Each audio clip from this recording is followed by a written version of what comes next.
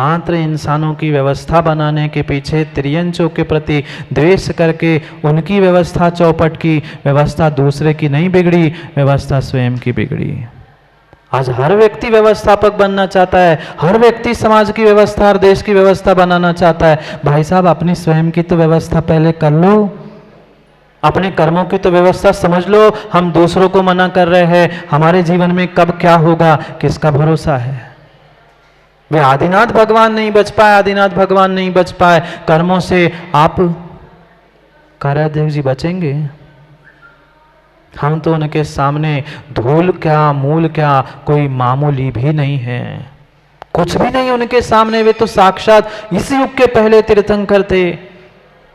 पर जब तक उनके पास विवेक नहीं था, उनकी सोच नहीं थी, जब तक दूसरों की व्यवस्था में लगे थे, अपनी व्यवस्था चौपट करते रहे। और जिस दिन बोध हो गया, जिस दिन विवेक हो गया, जिस दिन दूसरों को रोकना टोकना, दूसरों का बंद करना बंद कर दिया, अपने आप वह अपना विकास कर गए। जब तक सहनशीलता नहीं है, सहन शक्ति नहीं है, समझ शक्ति नहीं है, तब तक काम नहीं होगा। माँ बच्चे को जन्म देते समय सहन शक्ति थी, समझ शक्ति थी, ऐसे ही धर्म करते समय भी हमारे पास सहन शक्ति और समझ शक्ति की आवश्यकता है। कई लोगों के पास सहन शक्ति तो है पर समझ शक्ति नहीं है, किसी के पास समझ शक्ति है पर सहन नहीं कर पाते। दोनों काम के नहीं हैं, दोनों काम के नहीं हैं। अपनी स्वयं की व्यवस्था को समझो, दूसरों की व्यवस्था को बनाने के पीछे विपरीत कार्य मत करो।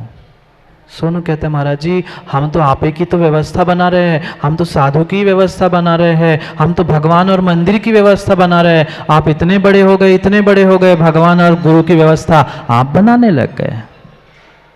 जो 3 लोक के नाथ पूरे 3 लोक की व्यवस्था बनाते, महाराज जी हम रोज वेदी और मंदिर की व्यवस्था बनाते, हम तो भगवान की, हम तो गुरु की व्यवस्था बना रहे। भूल मत करना, हर जीव अपने पुण्य पाप पे जीता है। व्यवस्था बनानी है तो सुनो, अपनी बनाओ, भगवान और गुरु की व्यवस्था बनाने की कोई आवश्यकता नहीं, क्योंकि उनके पास समझ शक्ति है, सहन शक्ति है। वे जानते हैं विषमता में भी अगर तुम ये कहो कि महाराज जी क्या करेंगे, आप ज्यादा ज्ञान दोगे तो अगली बार आपको ना जतारा बुलाएंगे ना चौका लगाएंगे। हमें गुरुजी ने नहीं बता रहा हूं, कह सकते हो, कर नहीं सकते।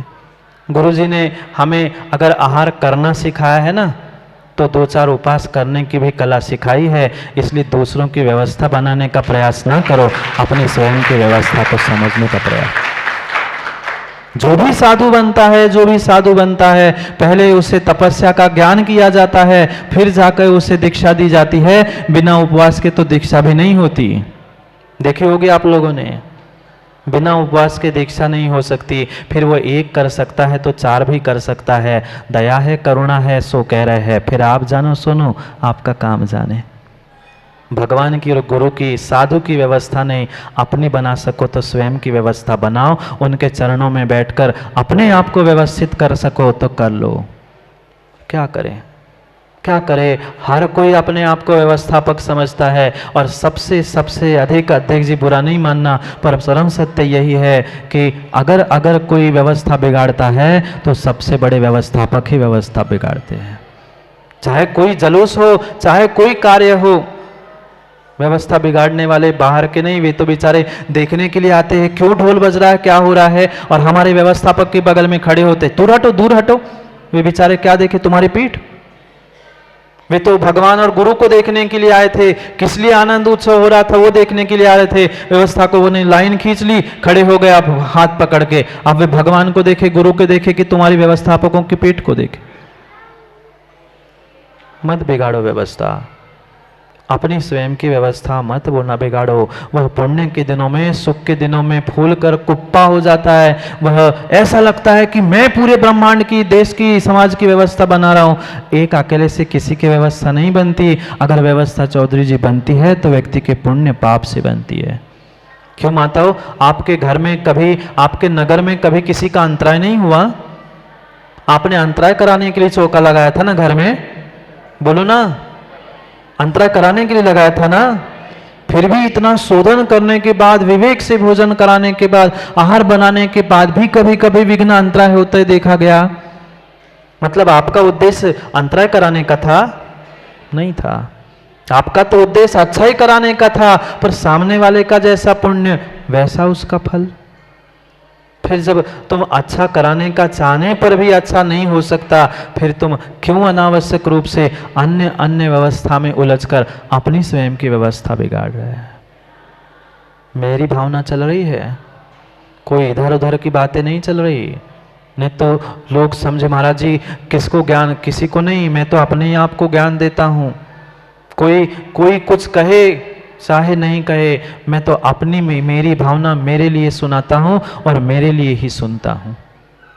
क्यों, हो सकता है कभी कभार सोनो आता है उसे बुरा लग जाए। कल ही अपन ने पढ़ा था, याद है ना, कोई अच्छा कहे या बुरा, लक्ष्मी आवे या जावे। नहीं है, थोड़ी सी भी हमारे भीतर सहन शक्ति नहीं है, समझ शक्ति नहीं है, क्यों कब कहाँ क्या करना चाहिए, ये विवेक ही नहीं बचा है। थोड़ा सा विवेक जागृत करो, चाहे तुम शमशान में रहो, घर में रहो, मंदिर में रहो, सभी जगह हमें समता परिणाम रखने की आवश्यकता है। सभी जगह सहनशीलता और सभी जगह हमें समझ शक्ति के साथ सहन शक्ति की आवश्यकता है। आज सबसे सबसे कमी किसी की है तो सहन शक्ति की है। तनक से एक बालक से कुछ कह दो, वो रॉकेट जैसा उछक जाता है। हाँ, हम तो देखते हैं, वैयावृत्ति से लेके सुबह से लेके शाम तक कुछ कहने की, अभी यहाँ इतने वाक्य शुरू ही नहीं किया, ठुम फूट गया बम। अब उसने एक कहा, उसने दो कहे, उसने चार कहे, फिर हमें कहना पड़ता भैया शांत रहो। बहुत आवश्यकता है माँ, पहले बुजुर्गों के पास भी तो, माता पिता के पास भी तो सहन शक्ति हो, तभी तो हम बच्चों को दे। बच्चों के सामने ही माता पिता लड़ने के लिए खड़े हो जाते हैं, फिर वो बच्चे कहते हैं, कई तो आके हमारे कान में कह जाते, महाराज जी आप हमारे मम्मी पापा को समझाओ ना, वे बार बार लड़ते रहते हैं। कोई बच्चे होते हैं वे गुरु को अपनी पूरी बात कहते हैं, कोई नहीं कह पाता, पर स्थिति यही है। समझदार पहले बड़ों को होना होगा, बड़े तब जाके छोटे समझदार होंगे। बुजुर्गों के पास मर्यादा नहीं है, बुजुर्गों के पास सहन शक्ति नहीं है, बुजुर्गों के पास समझ शक्ति नहीं है, तो युवा ही है, बाल तो बाल ही है। सबको अपने भीतर ये सहनशीलता लानी होगी। कितनी विपरीतता दिख रही है। जहां हमें वह सकारात्मक सोच करते हुए अपने कर्मों की निर्जला करनी थी, अक्सर व्यक्ति वही बिगड़ते लड़ते झगड़ते मिलता है। तुमने क्यों हाथ लगाया, तुमने क्यों हाथ लगाया भगवान को, मेरी बोली थी। तुमने क्यों अभिषेक किया, इस वेदी पर मैं करता हूं, 50 वर्ष हो गए, मैं मेरे बाप दादा से इसी वेदी पे अभिषेक करता हूं, तुम आके तुमने क्यों हाथ लगाया भगवान। किस लिए लड़ रहे हैं, अभिषेक करने के लिए, पूजा करने के लिए। अभिषेक पूजा किस लिए करनी थी, दूसरों को दिखाने के लिए। नहीं समझ पा रहा। चाहे इष्ट मिले चाहे अनिष्ट मिले, चाहे कोई भी उपस्थित हो, उन सभी विपरीतता में और अच्छी बुरी दिनों में भी हमें सहनशीलता चाहिए।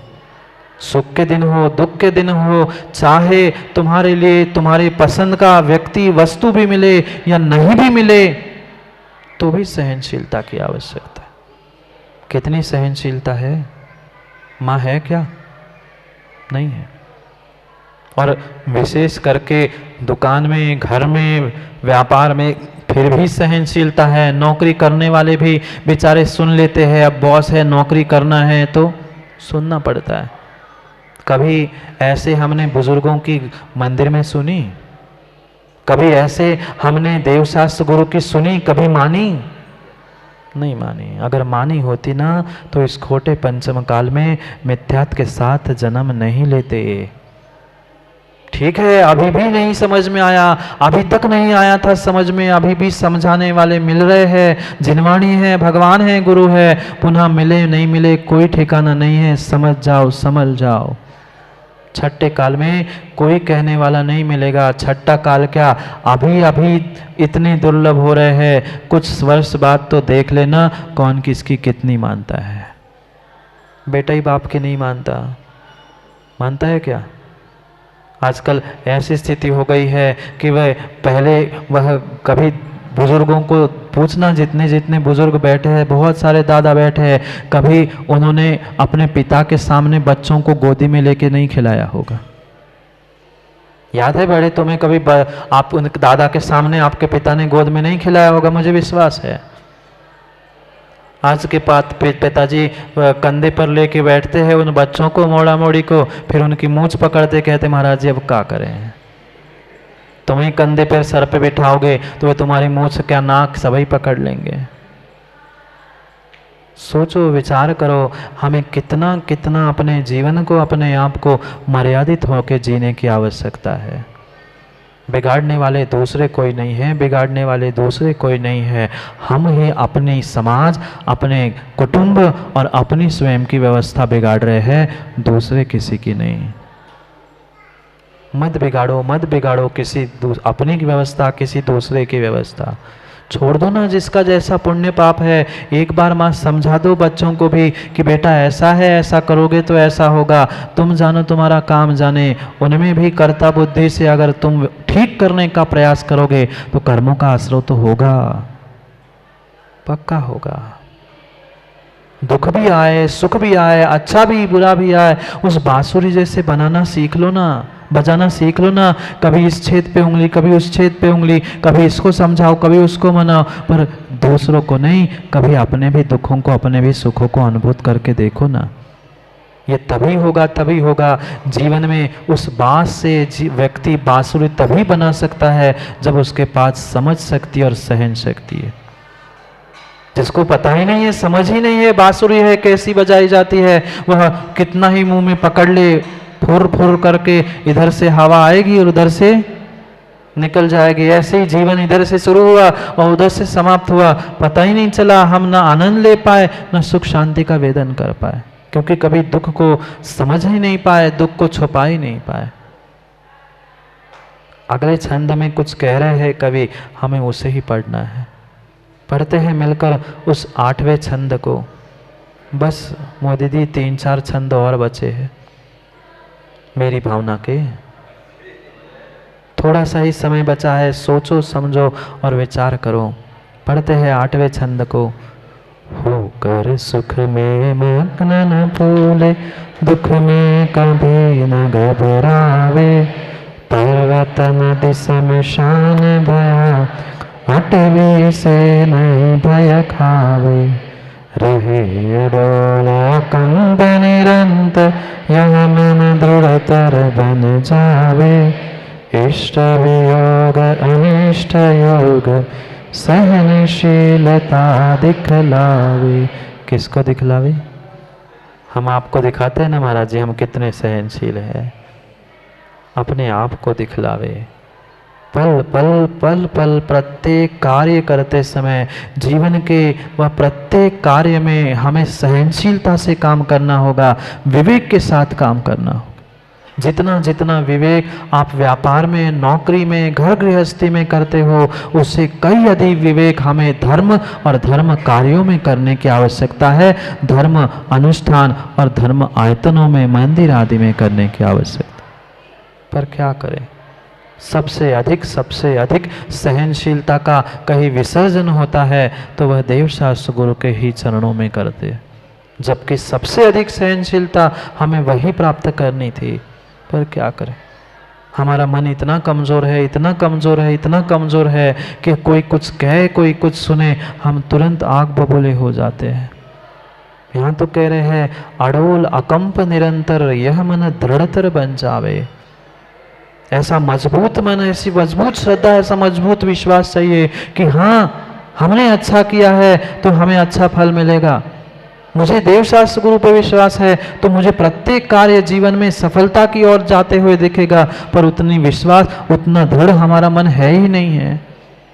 तुरंत कमजोर है, कभी इधर भागता है, कभी उधर भागता है, कभी उसके साथ पता नहीं कितने कितने दर पर जाके वह दस्तक दे के आ चुका। मन को मजबूत करो तभी सहनशीलता आएगी। पर मन को मजबूत करने का मतलब ये नहीं है कि सोनू महाराज आप तो कहते रहो, हमारा तो मन दृढ़ है, आप कहते रहो, हम एक कान से सुने दूसरे कान से निकाल लें। हाँ, ऐसे दृढ़ होने की बात नहीं है। नहीं तो कई सारे ऐसे जीव होते, महाराज तो कहते ही रहते, महाराज को क्या काम है, उन्हें तो मंदिर में बैठने, प्रवचन देने हैं, जीना तो हमें है। बहुत सारे कहते महाराज जी मंदिर में सुनते सुनते ऐसा लगता है धीरो कि बस बिल्कुल ऐसा करे, पर जैसे यहां से उठ के बाहर गए फिर जैसे थे वैसे ही हो जाते हैं। यही तो गलती है, यही तो कमजोरी है मन की। जहां जैसे पहुंचते हैं उसके पास पहुंच के उसके जैसे हो जाते हैं। नहीं, कम से कम देव शास्त्र गुरु के प्रति, उनके प्रति जो श्रद्धा विश्वास है उसको ही दृढ़ बना दो, मजबूत बना लो। कोई कितना भय, कोई कितना लालच भी देने आए तो भी न्याय मार्ग से। हमें तो न्याय पता ही नहीं है, हमें तो न्याय जानते हैं, न्याय तो जानते ही नहीं है। होकर सुख में मग्न न फूले, सुख में मग्न होकर पुण्य के दिलों में फूल मत जाओ, फूल मत जाओ। जो जो जीव पुण्य के दिनों में फूल जाता है, सुख के दिनों में फूल जाता है, वो ही बहुत बड़ी बड़ी भूल कर बैठता है। सोचो, विचार करो, जितने जितने विशेष पुण्यात्मा हैं उन्होंने पुण्य का, सुख के दिनों का, अच्छे दिनों का दुरुपयोग किया और दुर्गति में पहुंचे। त्रियंश के पास शक्ति नहीं है सातवें नरक जाने की, सामान्य इंसानों के पास भी शक्ति नहीं है सातवें नरक जाने की। जो पुण्य की उत्कृष्ट प्रकृति है, जिसे उत्तम सहनन कहा जाता है, वज्रस्नारभ सहनन जो कहा जाता है, वह पुण्यात्मा को ही मिलता है और उस सहननधारी जीव को ही नरक जाने की, सातवें नरक जाने की शक्ति होती है। सामान्य आप हम नहीं जा सकते। पुण्यात्मा ही पुण्य के दिनों में सुखी बनकर मग्न हो जाता है, ऐसा भूल जाता है कि मैं ही सब कुछ हूँ, मैं ही सब कुछ कर रहा हूँ, और उस सुख के दिनों में बहुत सारे पापों का आश्रय करता है। ठीक है, सुख भी आएंगे, दुख भी आएंगे, दुख में कभी न घबरावे। दुख तो आएंगे, ये जीवन एक बांसुरी है, उस सुख दुख से भरी हुई है। कहीं ना कहीं छेद दुख के मिलेंगे, कभी उस पे उंगली रखो, कभी 2 उंगली रख दो, कभी उसको हटाते हटाते उससे संगीत निकालना सीख लो ना। और सुख दुख के दिनों में भी कभी आनंद लूटना सीखो ना। नहीं सीख पाते। समय तो हो ही गया है। हम काय को, हम तो एक बूंद भी नहीं है, समुद्र तो हमारे गुरुदेव है, वह तो उनका उपकार है, हम तो उसमें से एक निकली हुई छोटी सी बूंद है। करेंगे उनके उपकारों का भी गुणगान करना है ना। सोच लेना, विचार करना। आचार्य भगवान के उस 16वें आचार्य पदारोहण दिवस को 31 तारीख को अगर आपकी अनुकूलता होगी तो यहाँ, नहीं तो मैं जहाँ होऊंगा वहाँ तो मना ही दूंगा। फिर आप अपना निर्णय कर ले और सोच लेना। हाँ, क्योंकि समय हो गया, मेरी भावना पूरी होने को है। मेरी भावना तो पूरी होने को है, आपकी भावना आप जाने। करते हैं पुनः समय पर, समय के बाद, क्योंकि समय पे किया गया काम समय को दिलाता है। बोले भगवान महावीर स्वामी की